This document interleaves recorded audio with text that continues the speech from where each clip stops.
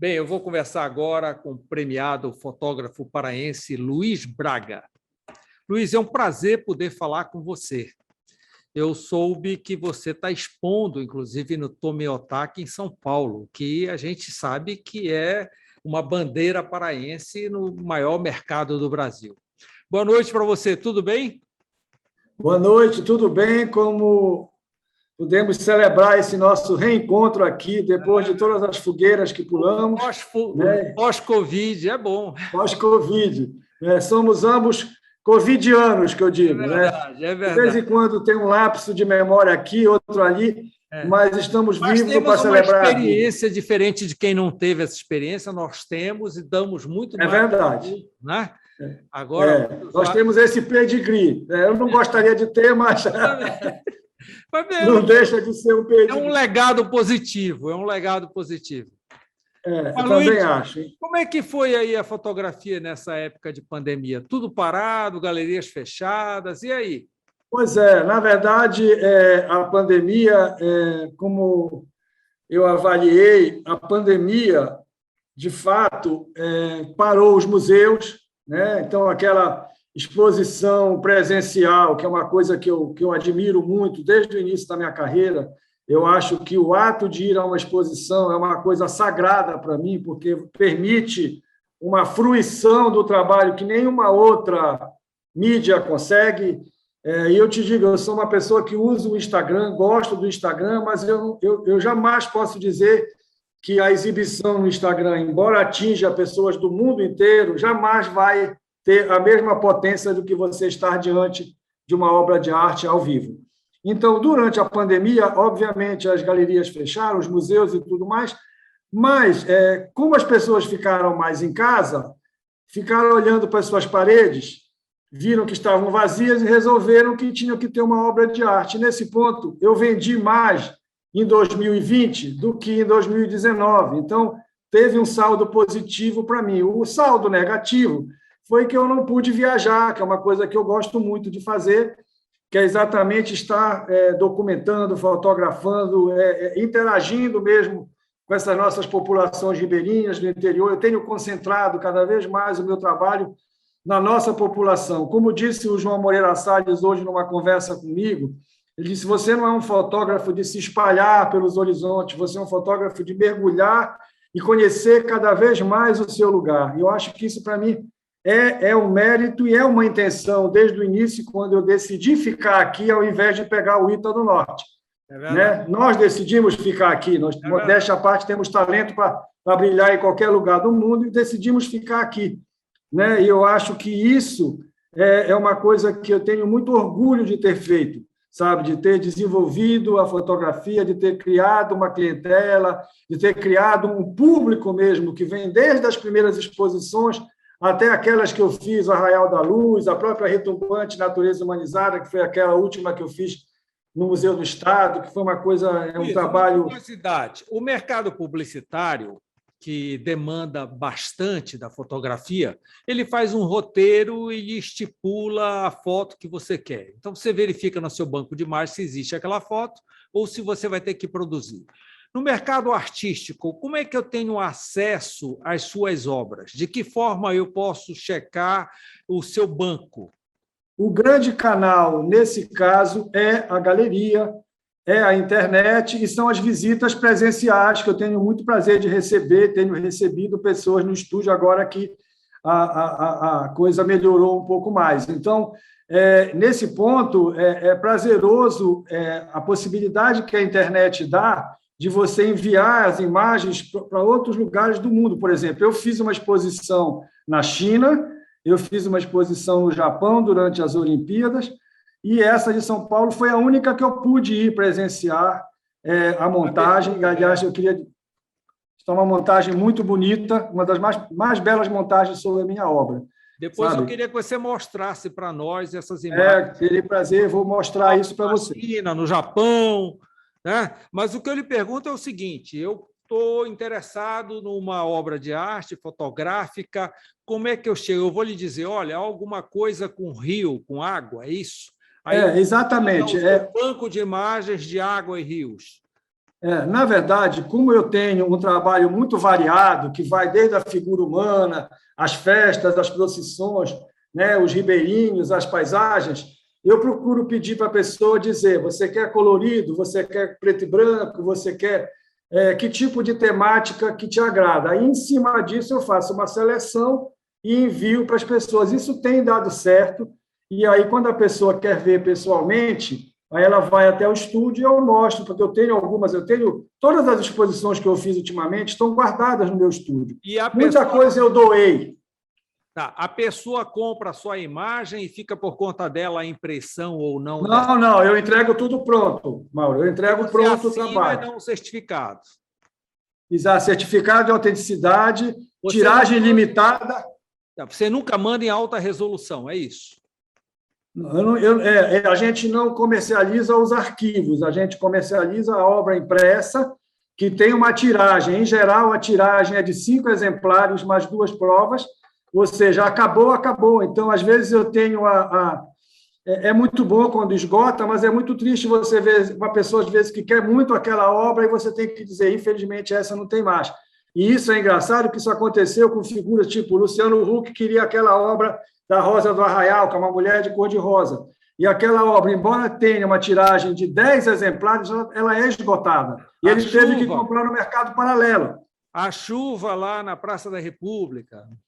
Exatamente, já está esgotado. Então, isso é muito bom, mas, por outro lado, é frustrante, porque, como artista, na verdade, eu queria muito que o trabalho fosse cada vez mais ao alcance das pessoas. E, até por isso, eu queria te antecipar em primeira mão que eu devo fazer, em breve, um lançamento de uma série com uma tiragem maior, para permitir que pessoas que não podem pagar o valor dessas tiragens mais caras, que são geralmente comercializadas no mercado de São Paulo e fora do Brasil, que elas possam ter um Luiz Braga em casa por um preço, entendeu, acessível. Então, você tiragens, por exemplo, hoje a tiragem é de 5, eu vou fazer uma tiragem de possivelmente 50 ou 100, e vou fazer tudo pelo Instagram, ou seja, vou usar a ferramenta e a logística para fazer essas obras chegarem no mundo inteiro. Então, a gente vai mudando, né? É verdade. A primeira vai se adaptando.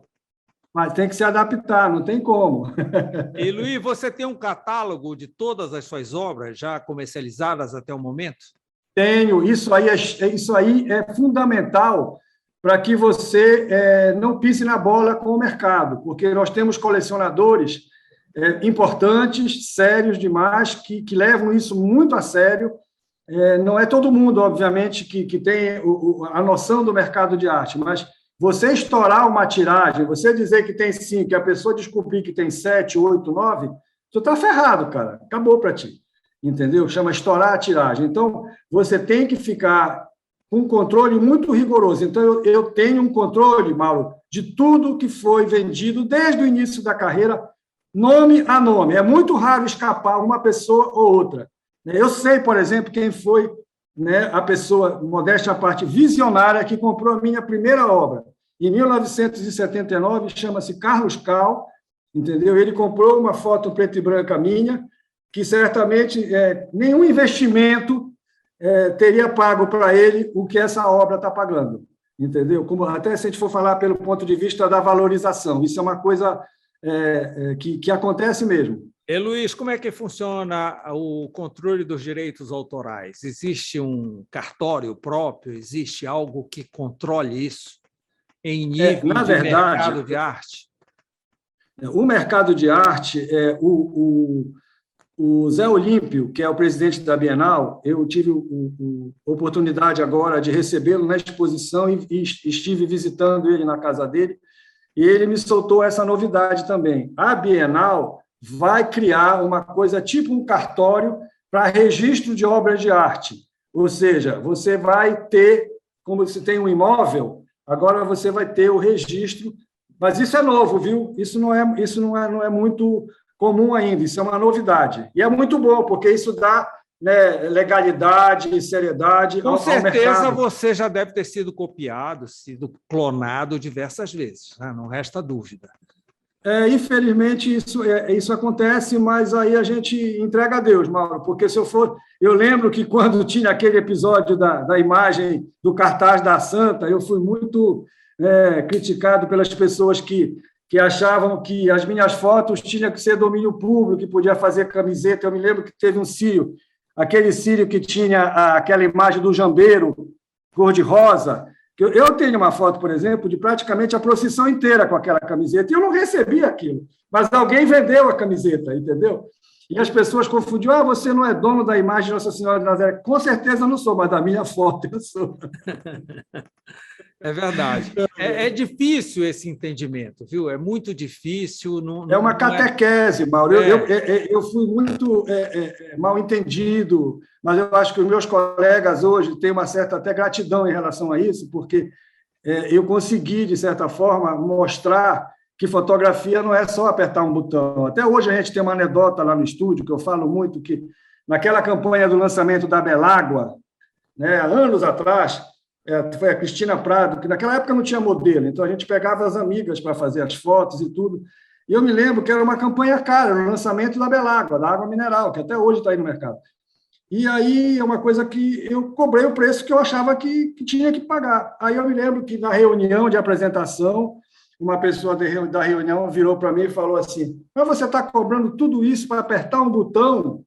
Aí eu falei, é foda ouvir isso, né, cara? É complicado. Aí eu falei, não, apertar um botão, na verdade, até você pode apertar. Agora, o resto todo você não vai conseguir fazer.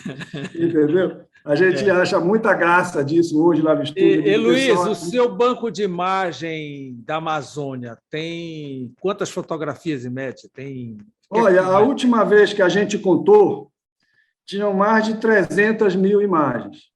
Entendeu? Eu te confesso que, como a pandemia me fez ficar em casa, eu pude rever muitas obras que eu passei correndo naquela pressa do mercado publicitário, do cotidiano, de família e tudo mais. Então, eu pude rever. Então, eu pude encontrar, por exemplo, imagens de Tucuruí antes da hidrelétrica, quando eu fui para lá para fotografar a sondagem de solo da Engevix Temag, que foi quem estava fazendo, para decidir aonde ia ser a hidrelétrica. Eu tenho fotos disso. Eu tenho fotos daquela usina que o Ludwig trouxe do Japão flutuando, chegando lá em Monte Dourado. E, de certa forma, até aquelas imagens que eram encomenda viraram história, Mauro, porque é a história da Amazônia. Entendeu? Verdade. Infelizmente, eu nunca fiz Serra Pelada. Eu queria ter feito e não fiz. Mas, por exemplo, a instalação do minério de ferro todo lá no sul eu tenho, em Tucuruí, Albrás, Alunorte, toda essa história das madeireiras. Eu trabalhei muito para madeireiros, entendeu? Naquela época, que aquela exportação frenética de madeira. Então, acaba que você vira testemunha, né? Luiz, já que nós estamos nesse papo, me diz uma coisa. A nossa umidade aqui na região amazônica é muito forte e ela ataca as fotografias. O que você sugere? Olha, o certo é o que a gente tem, chama desumidificador. Entendeu? Próximo à fotografia. Dentro do ambiente onde ela vai ficar. Entendeu? É desumidificador. Hoje, as fotografias que eu estou fazendo para o mercado de Belém, elas são impressas num outro papel diferente do que eu vendo para o exterior e para São Paulo, por exemplo, porque a nossa umidade realmente ela maltrata muito. Entendeu? Então, eu mesmo aqui em casa, tem algumas fotos aqui atrás, eu já perdi fotos aqui em casa, tipo, eu ia viajar, passava 20 dias fora, quando eu voltava, estava tudo tomado de mofo. É verdade. É terrível. Como também a nossa luminosidade, principalmente nessa época, ela acaba desbotando a fotografia. Nós temos que ter um cuidado. Neste caso, o que eu sugiro realmente é manter as fotografias longe das janelas, entendeu? Ou aplicar aquele filtro UV que tem aquela película, que aquilo também funciona, entendeu? Agora, infelizmente, não é só a fotografia, qualquer obra de arte sofre nessas circunstâncias, entendeu? É claro que uma tinta a óleo resiste mais do que o corante da fotografia. A fotografia preta e branca, por exemplo, resiste mais. Você não vê em antiquários fotografias que deveriam ter lindas, né? Mas por quê? Porque não resiste tanto ao tempo. Mas eu até te diria, eu vou te contrariar, Mauro, eu acho que aquelas fotografias daquela época dos nossos avós, eu tenho um retrato da família do meu pai, que está perfeito. Entendeu? Porque é? naquela época... Sim, era preto e branco e o papel certamente era diferente. O papel tinha prata, prata de verdade, prata. Entendeu? Como foi extinguindo as minas de prata? Há um limite, as pessoas foram criando soluções tecnológicas para usar menos prata e, portanto, ter menos duração. Na verdade, por exemplo, eu tinha uma lâmpada no meu estúdio que já durava 20 anos. Qual é a lâmpada que tu tens hoje que dura 20 anos? Qual é o telefone que dura 10 anos? As coisas duravam mais antigamente, essa que é a verdade. É verdade. Hoje os materiais são meio descartáveis. Mas, Luiz, mostra para nós essa exposição que está acontecendo lá no Tomi Otaki. Vamos comentar um pouco aqui sobre... Máscaras, espelho e escudo. Exatamente. Essa é uma imagem que ela é muito simbólica para mim, porque ela, de certa forma, é uma homenagem à ancestralidade do meu pai, da minha avó paterna, que eram de Tefé, no Alto Solimões. Então, essa imagem é uma imagem que tem uma história bonita, porque esse homem eu fotografei para uma exposição que eu ia fazer na Eco 92, lá no Rio. Incrível o brilho dele, parece que você passou É o tempo. Lembra que os barcos antes, eles não eram com essas lâmpadas horrorosas PL, eles eram com aquelas fluorescentes amarelas, verdes, azuis, eles parecem uma festa de cores. Então, eu tive o privilégio, mas o mais interessante sobre essa foto é que ela foi usada no meu livro, ela estava esquecida na gaveta, e o Éder Chiodeto, que fez o meu livro, resolveu... como essa foto está perdida aí? De jeito nenhum. E a gente acabou usando ela como foto de trabalho para a divulgação do livro. E aí, eis que eu recebo uma mensagem pelo Facebook da neta deste senhor, fazendo um relato apaixonante do avô dela, e hoje em dia, assim, é uma história de amor que essa família inteira, chama Laborda, tem por este homem, aí você vai descobrir, né, toda a história dele, e o quanto que eles ficaram agora com essa exposição, que essa foto foi usada no cartaz até que eu te mandei, na programação visual toda do... Então, essa aqui, por exemplo, esse açougueiro, eu fotografei em 83 e eu tive o prazer de receber ele na exposição de 2016, cara. Ele chegou lá, foi se encontrar com a foto dele. Muito interessante.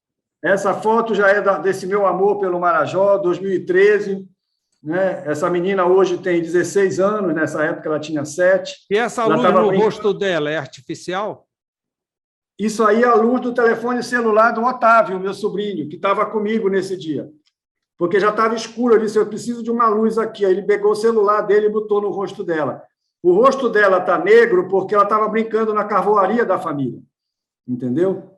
Aí aqui, por exemplo, quando eu fiz aquele material do Hilton, eu precisava fazer uma foto do Ver o Peso. Então, eu fui lá para ver o ponto de vista que eu faria a foto do Ver o Peso para o material da inauguração do Hilton, em 85.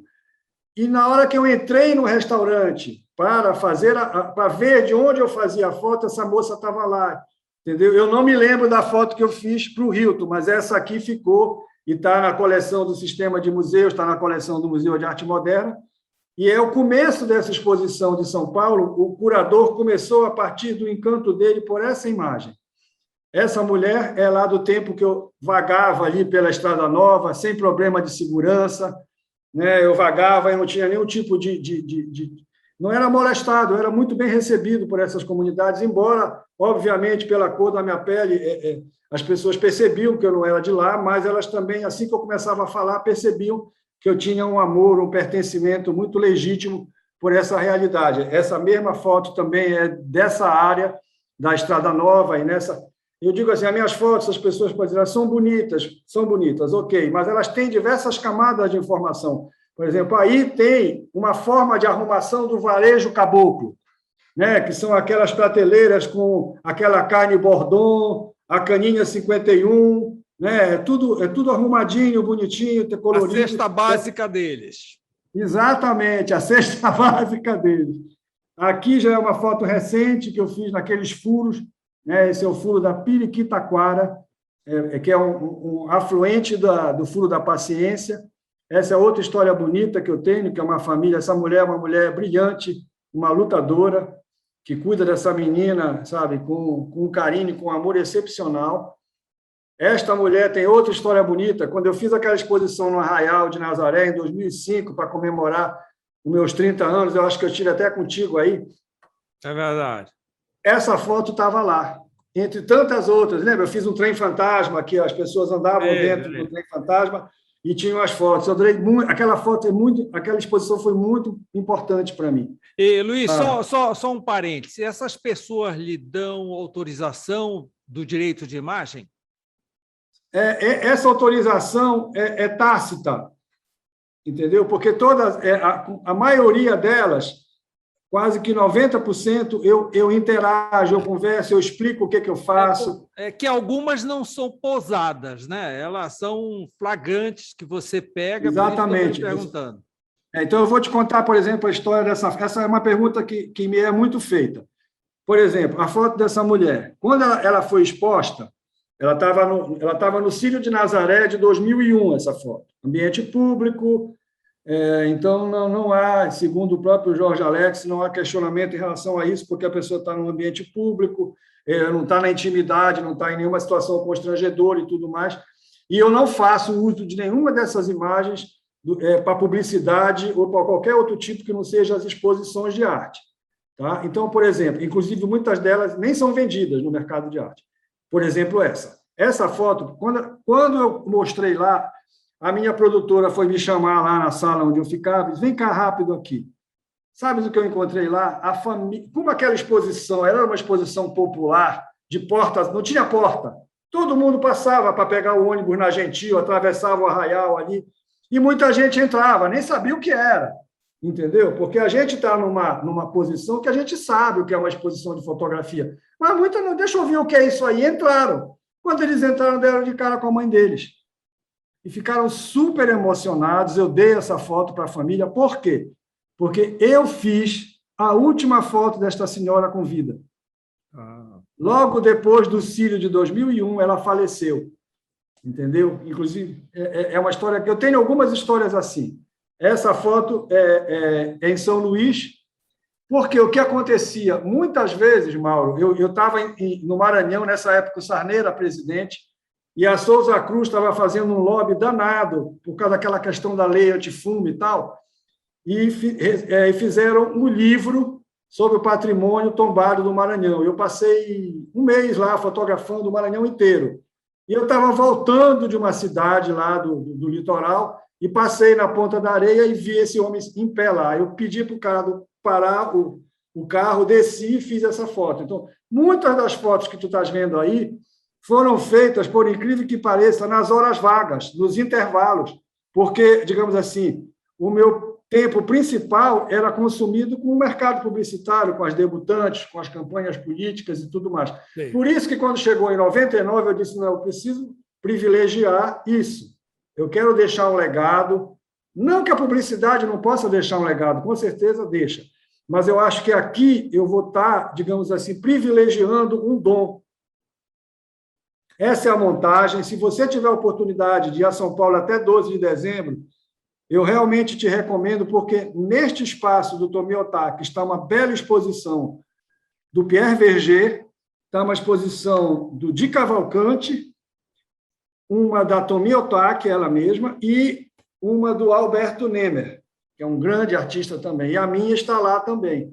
Parabéns, uma companhia de alto nível. Eu falei assim, realmente, eu estou dando uma força para aqueles meninos, sabe?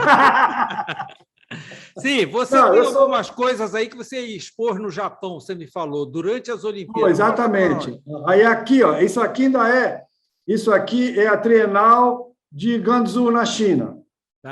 Eu não pude ir porque estava fechado. Eu mostrei um pouco dessa paisagem que eu tenho feito com infravermelho, que, por exemplo, essa aqui é esgotada, mas mostra o nosso açaí. Essa aqui é esgotada.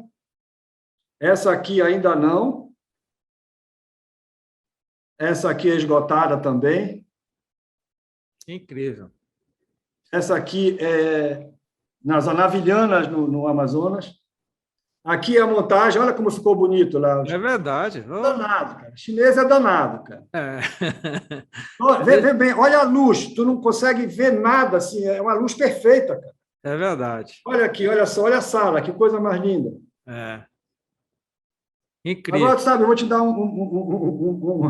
uma informação. Tu acreditas que, por conta dessa história do controle da tiragem, quando acabou essa exposição, essas obras todas foram destruídas? Eita. É triste, né, cara?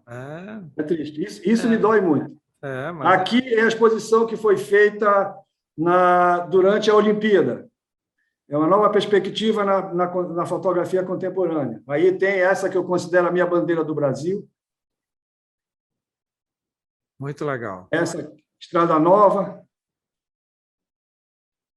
também é uma foto que é do tempo que eu andava pela Estrada Nova. Essa é uma foto que eu gosto. Essa, por exemplo, essa mulher é de um tempo que eu era tão afobado que eu não sabia nem o nome das pessoas que eu estava fotografando. Então, eu não sei o nome dela, eu não sei onde ela mora, e eu gostaria muito de poder dar a foto para ela. Entendeu? Hoje eu amadureci, Mauro, e eu paro para conversar com as pessoas. Às vezes eu nem faço a foto, sabe? Essa aqui estava na coleção do José Olímpio, olha aí. Estava no CCBB. Essa é uma foto que eu com tentei... som só é legal a gente ver na fotografia, né? Porque também, concordo contigo. Não consigo, o meu ouvido não aguenta mesmo. Entendeu? Isso foi feito em Santarém, e aí está aí a montagem que foi feita no Japão, nas Olimpíadas. Muito legal, muito legal. Poxa, Luiz, e parabéns. Mostrar, né? Na verdade, Mauro, existe uma coisa que eu acho que é uma coisa que eu pode desfazer o negócio aqui, né? Stop share. O que eu gosto muito é de poder mostrar para as pessoas uma Amazônia diferente dos estereótipos, sabe, Mauro? Porque as pessoas, quando pensam Amazônia, elas pensam floresta, queimada, garimpo, né, jacaré, onça. Eles pensam como se fosse um planeta à parte. Eles esquecem que aqui vivemos nós, vivem os caboclos, né, vivem as pessoas ribeirinhas, os seus saberes. E eu acho que quando eu consigo mostrar isso, eu fico muito feliz e orgulhoso do que eu faço, sabe?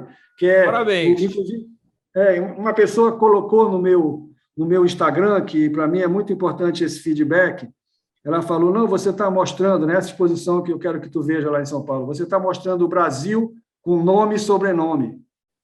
Poxa, entendeu? Legal. Pô, isso me emociona, cara, sabe? Muito legal. Luiz, parabéns por esse trabalho. Muito obrigado. Que eu sempre admirei. O que eu puder divulgar, conte comigo. Muito obrigado por essa entrevista. Um grande abraço. Tchauzinho. Boa noite. Valeu, boa noite.